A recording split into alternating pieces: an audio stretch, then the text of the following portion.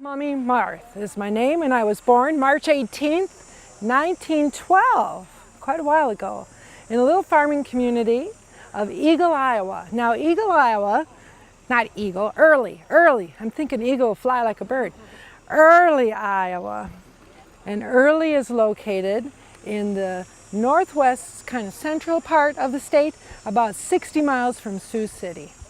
My dad owned the telephone company. And what we used to like to do for entertainment was watch barnstormers. Now, I bet a lot of you know what those are. Do you know what a barnstormer is? It's a pilot who likes to do tricks with his planes. Now, we're not talking 747s. I hear those are kind of the thing today, huge, enormous planes they have nowadays, I hear. These were brightly painted, single engine, two-seated, open cockpit affairs that a pilot would take up in the air, and he'd do figure eights and rolls and spins and over the top loops and dive plunges through trails of smoke. And it was very exciting to watch. My dad loved it, and we would drive considerable miles to go watch an air show. And then after the pilot got done doing his show, he would sell tickets and you could get a ride in the airplane. Now my father, my mother, my brother, they'd all been up many times, but not me. I prefer to stay on the ground and just kind of watch. I remember one time when I was about 11. How old are you? 14. You're 14. 12. You're 12. I was about 11 and a half. I was. My dad, as usual, had said, "Come on, won't you go up in that plane?" And I, as usual, said, "No, I don't really want to. I just want to stay on the ground." We were heading back home in the car, and he got a little perturbed with me, and he went like this. "Scaredy. Scaredy baby. Scaredy baby. Fine, I'll do it." So he turned that car around. We went back, went up for a ride in a plane, and from that point on, you could not keep me down. I loved it. Now you gotta remember back then, Charles Lindbergh was making history. He became my mentor. I loved reading about his stuff. Amelia Earhart, all the amazing things she was doing. By the time I was 17, I told my dad, I'd like to get my license. And he said, "You bet." He was so excited for me, and he made arrangements for me to get some lessons out of Omaha. But I had to wait, because I was only 17. And at that time, you had to be 18 in order to fly an airplane in Iowa. So while I'm waiting, this man named Arthur Hanford gives my folks a call with a proposition.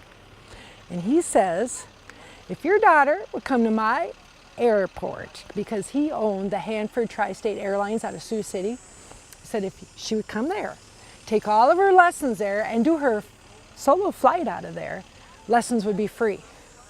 Wow. Flying lessons are pretty expensive. And Sioux City is a lot closer to Early than Omaha, so folks kind of urged me to do it. And I said, fine, I don't care where, but I still had to wait. Meanwhile, as I'm waiting for my 18th birthday, that old Mr. Hanford went up to New York City and married himself the Peacock of Broadway.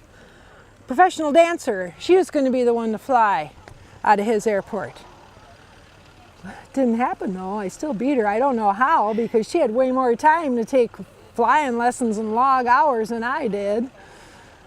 Long story short, Dad had to pay for the lessons, but that was okay. Day finally came.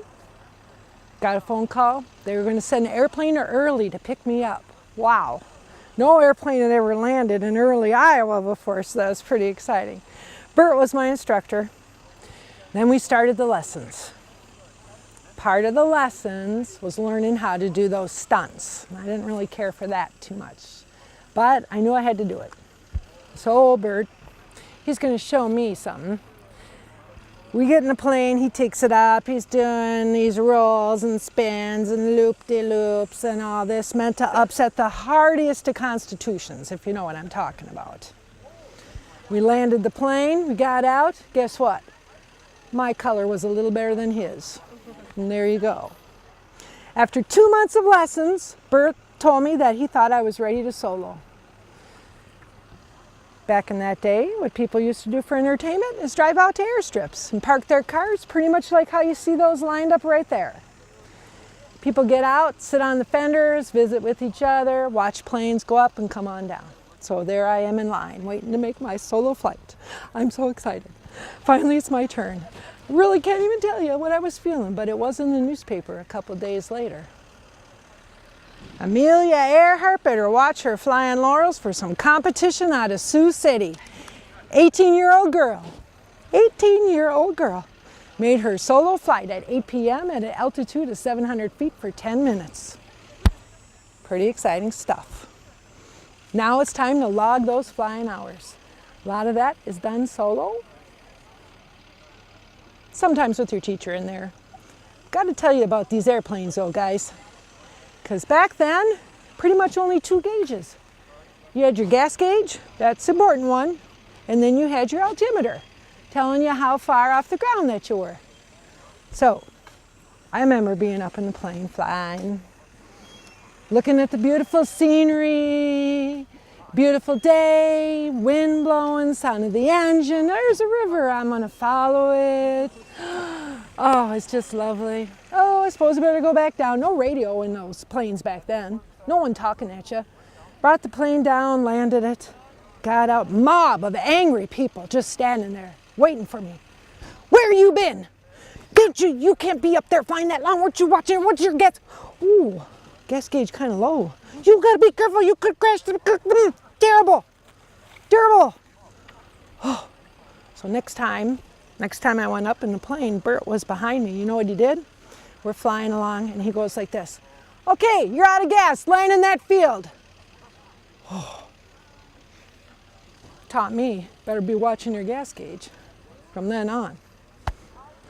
So that same summer, I gotta tell you, the meat man at the grocery store where I went, he told me that they were getting a new manager. And I said, well, good.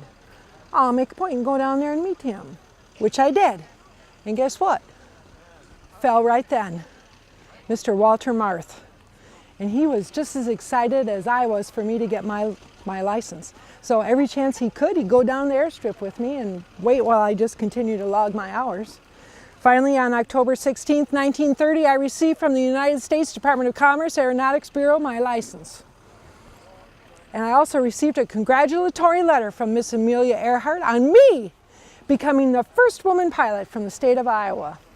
There's only about 200 female pilots in the whole United States of America at that time. Then, November 3rd, 1930, with joy in my heart, I became Mrs. Walter Marth. It was the Great Depression. It cost a lot of money for flying time, and that pretty much was the end of my flying career, but it was okay. I have my first child, my husband and I, and it's a boy, Walter Dean. We are so happy, thrilled, blessed. 5 minutes later, 5 whole minutes later, hang on, you're having another one. We did not know this. We had no idea. And then came William Dean. William Don. William Don made his appearance, and I'll tell you this about Mr. William Don. He will tell you, probably, that I like to have a lot of fun.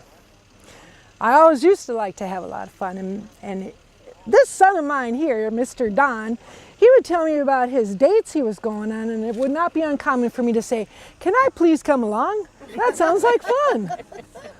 Yes. Well, my husband and I stayed in the grocery business. We had a grocery store in Iowa. We then had one in Stillwater, Minnesota. We had one in Duluth, Minnesota. We ended up going to Hutchinson, Minnesota. Retired there. My oldest son, Walter Dean, was the pastor of Peace Lutheran Church.